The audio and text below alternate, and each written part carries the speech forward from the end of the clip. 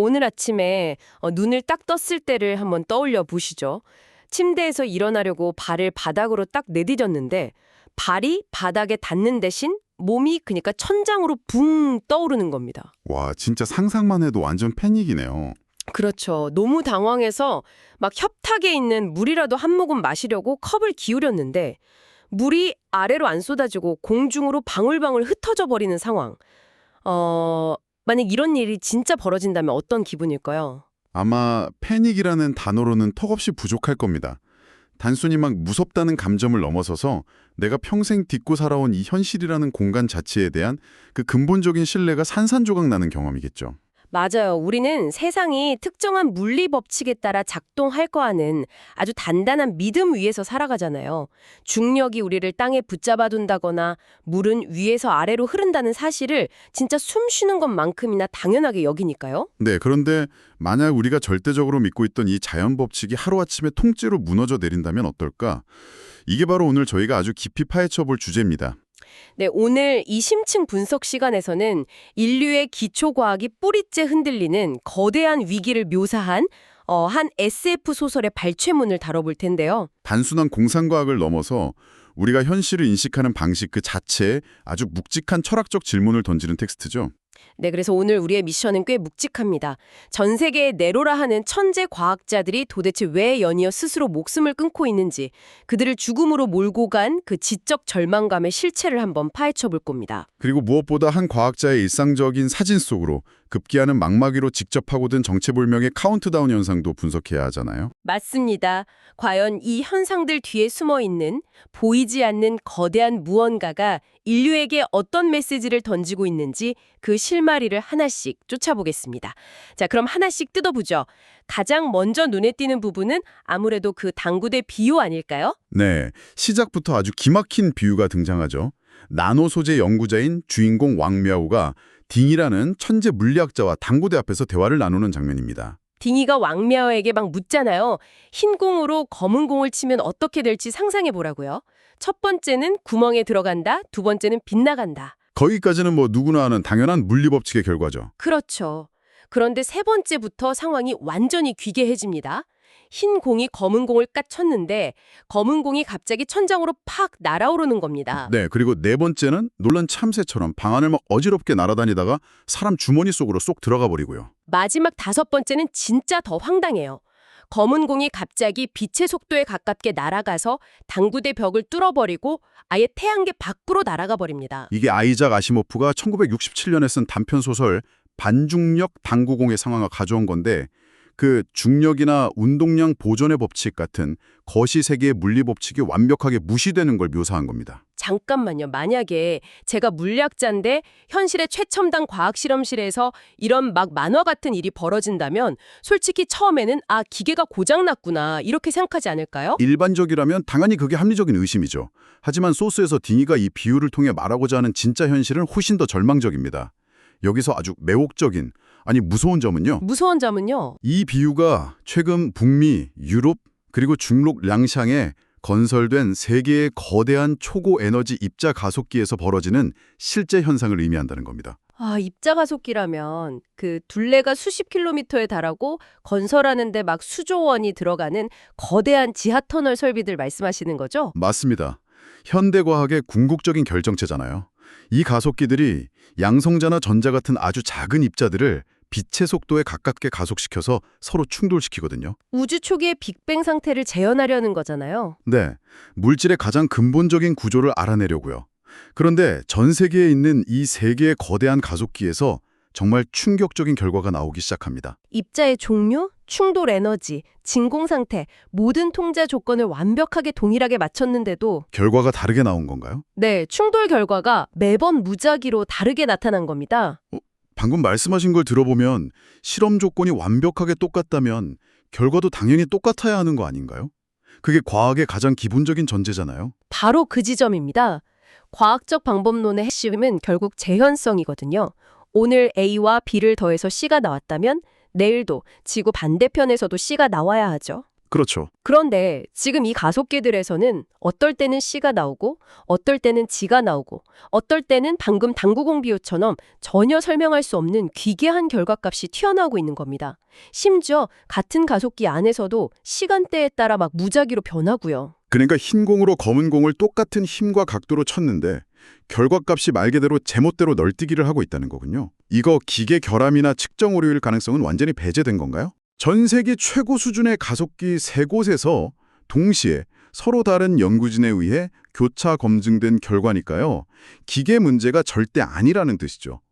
여기서 우리가 주목해야 할 진짜 공포는 이 현상이 의미하는 결론입니다. 결론이 뭔데요? 디니는 이걸 아주 뼈아프게 선언합니다. 물리 법칙이 시간과 공간상에서 균일하지 않다. 시간과 공간상에서 균일하지 않다. 오, 이 말이 왜 이렇게 섬뜩하게 들리죠? 왜냐하면 물리학이라는 학문 자체가 우주 어디에서나 그리고 언제나 동일하게 적용되는 보편적 법칙이 존재한다는 믿음 위에서 성립하잖아요. 아, 지구에서의 중력이 안드로메다에서도 똑같이 작용해야 우주를 이해할 수 있으니까요. 맞습니다. 그런데 시공간에 따라 법칙이 무작위로 변한다면 그건 곧 우주의 보편적인 물리 법칙은 존재하지 않는다라는 뜻이 됩니다. 와, 그래서 물리학은 존재하지 않는다는 사망 선고가 내려진 거군요. 아리스토텔레스부터 뉴턴, 아인슈타인까지 인류가 수천 년간 쌓아 올린 모든 과학이 사실은 텅 빈 모래성에 불과했다는 거잖아요. 그렇죠. 자료에 등장하는 양둥이라는 뛰어난 과학자가 유서를 남기고 스스로 목숨을 끊은 이유가 바로 이겁니다. 첨단 이론을 연구하는 학자들에게 물리학은 단순한 직업이 아니라 종교에 가까운 절대적 진리거든요. 내가 딛고 서 있는 땅이 사실은 텅 빈 허공이었다는 걸 깨달은 기분이겠네요. 평생 믿어온 신이 가짜라고 판명난 셈이니까요. 네, 그 지적 절망감은 진짜 일반인은 상상하기 어려울 정도로 깊은 심연이었을 겁니다. 자, 이렇게 거시적이고 전문적인 영역인 입자 가속기에서 과학의 기틀이 무너졌습니다. 그런데 이게 실험실 안에만 머물지 않고 과학자들의 머릿속을 갉아먹는 아주 소름 돋는 철학적 가설로 이어지잖아요. 맞아요. 주인공 왕미아우가 아침에 자전거를 타고 도심을 지나가는 장면에서 그 가설들이 등장하죠. 네, 왕미아오가 새로 지어진 거대한 CCTV 건물을 바라보면서 현실의 안정감을 찾으려고 하는데 여전히 무너져 내린 물리학의 공포에서 벗어나지를 못합니다. 그때 머릿속에 떠오른 게 바로 과학의 경계라는 엘리트 모임에서 유행하던 SF 가설이에요. 여기서 SF는 저희가 아는 공상과학이 아닙니다. 저격수, 그러니까 스나이퍼와 농장주, 파머의 앞글자를 딴 거죠. 제가 먼저 저격수 가설을 한번 설명해 볼게요. 어떤 명사수 저격수가 커다란 관역에 정확히 10cm 간격으로 총을 쏴서 구멍을 뚫어놨습니다. 그런데 이 관역 표면에 2차원 생물들이 살고 있다고 가정해 보는 거예요. 아주 똑똑한 2차원 과학자들이 사는 거군요. 네, 그 사회의 위대한 과학자가 평생 동안 우주, 즉 그 관역 표면을 관찰하다가 마침내 엄청난 우주의 절대 법칙을 발견합니다. 우리 우주에는 10cm마다 공간이 뚫려 있는 구멍이 하나씩 존재한다. 2차원 과학자 입장에서는 그게 한치의 오차도 없는 완벽한 진리일 겁니다. 관찰과 측정으로 증명됐으니까요. 하지만 우리처럼 바깥에서 관역을 보는 3차원의 존재가 보기엔 어떤가요? 그냥 저격수가 흥에 겨워 아무렇게나 뚫어놓은 탄채꾼일 뿐이죠. 네, 법칙이 아니라 우연의 산물인 겁니다. 그런데 이어지는 두 번째 농장주 가설은 이것보다 더 끔찍해요. 아, 칠면조 일학이죠? 한 농장에 칠면조 무리가 살고 있는데 농장주가 매일 오전 11시 정각에 먹이를 줍니다. 칠면조 사회의 천재 과학자가 무려 1년 내내 비가 오나 눈이 오나 이 현상을 관찰해요. 완벽한 귀납적 추론을 거친 거죠. 수많은 관찰 데이터를 모아서 하나의 결론을 도출해내는 방식이잖아요. 맞아요. 그래서 이 칠면조 과학자가 추수감사절 새벽에 동족들을 모아놓고 위대한 우주의 법칙을 공표합니다. 매일 오전 11시가 되면 하늘에서 먹이가 창조된다. 하지만 여러분, 추수감사절 당일 오전 11시에 나타난 건 먹이가 아니었습니다. 농장주가 시퍼런 도끼를 들고 들어와서 칠면조들을 모두 도축해버렸죠. 와, 처음 들으면 우스꽝스러운 우화 같은데 곱씹어 볼수록 진짜 소름 돋아요. 이보다 더 끔찍한 비유가 없죠. 칠면조 과학자는 과학적 방법론에 있어서 잘못한 게 하나도 없습니다. 성실하게 관찰하고 데이터를 모았죠. 단지 자신이 갇혀있는 시스템, 즉 농장의 진짜 목적을 볼 수 있는 시야가 없었을 뿐입니다. 잠깐만요. 그렇다면 결국 우리 인류가 수천 년간 쌓아올린 과학이라는 게 결국 농장주가 변덕을 부리기 전까지 잠시 유지된 동태적 균형, 즉 칠면조의 착각에 불과하다는 뜻인가요? 우리가 그 칠면조라는 건가요? 안타깝게도 소설 속 과학자들이 직면한 거대한 절망이 바로 그겁니다. 이걸 더 큰 그림과 연결해 보면요. 입자 가속기의 무작위적인 결과가 단순한 우연이나 자연현상이 아닐 수 있다는 겁니다. 자연현상이 아니라면 누군가 의도적으로 개입했다는 건가요? 네. 인류의 우주적 시야와 과학 발전을 원천 봉쇄하려는 보이지 않는 거대한 무언가가 존재할지도 모른다는 뜻입니다. 고차원적인 지능일 수도 있고 창조주일 수도 있죠. 그 무언가가 인류라는 칠면조 농장을 내려다보면서 우리가 진짜 비밀에 접근하지 못하도록 물리법칙의 기초 자체를 뒤흔들고 있다는 음모론적인 실마리입니다. 인류 전체가 거대한 도마 위에 올려진 칠면조가 된 기분이네요. 정말 숨이 먹히는데 여러분 진짜 소름 돋는 이야기는 지금부터입니다. 네, 여기서부터 정말 흥미로워지죠? 이 우주적이고 철학적인 공포가 이제 왕미야오의 지극히 개인적인 일상, 그가 손에 쥔 카메라의 필름 속으로 뱀처럼 기어들어오거든요.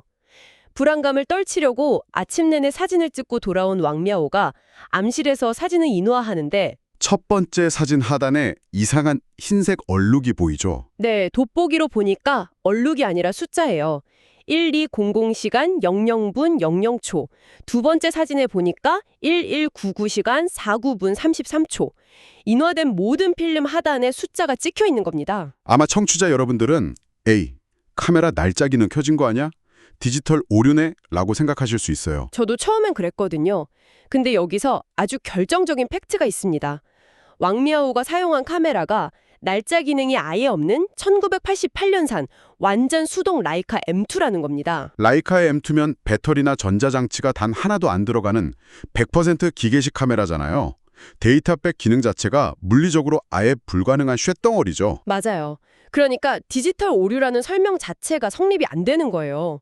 게다가 이 숫자가 나타나는 방식이 진짜 기괴합니다. 숫자가 배경 밝기에 자동으로 반응해요. 어두운 배경이면 흰색, 밝은 하늘이면 검은색으로요. 누군가 혹은 무언가가 왕미야오가 이 숫자를 절대로 무시하지 못하게 뚜렷하게 스스로를 조정하는 거네요. 심지어 오래된 고목나무를 찍은 사진에서는 나무 껍질이 울퉁불퉁하니까 숫자가 일그러져야 정상인데 고목의 짙은 기둥을 타고 희고 가느다란 뱀처럼 구불구불 물러가면서 선명하게 나타납니다.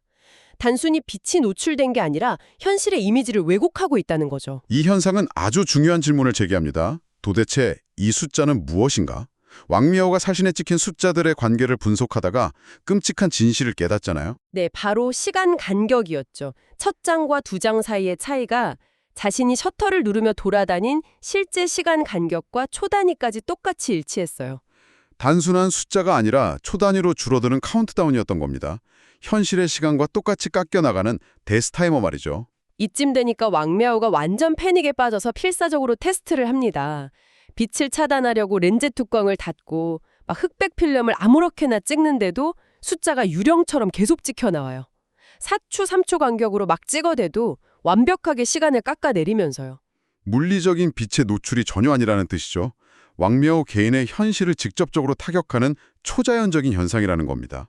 호시의 소자연적이라고 밖에는 설명이 안 되죠.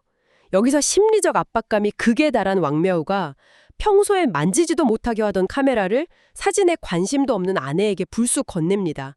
여보, 아무거나 마음대로 한번 찍어봐. 자신이 겪는 이 악몽이 카메라에 씬 저주인지 아니면 나라는 개인에게 고정된 저주인지 확인하려는 아주 처절한 확인이네요. 맞아요. 아내가 셔터를 눌렀는데 카운트다운이 없었습니다. 아, 카메라 문제가 아니었구나 안도하는 바로 그 순간 상상할 수 있는 가장 최악의 공포가 덮칩니다. 허공을 바라보는데 숫자가 더 이상 필름에 있지 않았죠. 급기야 숫자가 왕미야오의 망막 위에 직접 나타난 겁니다. 시야 한가운데 허공에 떠 있어요. 눈을 깜빡여도 꽉 감아도 완전한 어둠 속에서 형광빛을 내며 찌깍거리고 있습니다. 1286시간 34분 13초 12초. 카메라도 필름도 필요 없어진 거네요. 이성이 붕괴될 수밖에 없죠. 거시적으로는 물리학이라는 진리가 우리는 칠면조였다는 절망과 함께 무너지고 있고 미시적으로는 내 시야 끄트머리를 유령 같은 카운트다운이 옥죄어 오고 있으니까요. 여러분 한번 상상해 보십시오.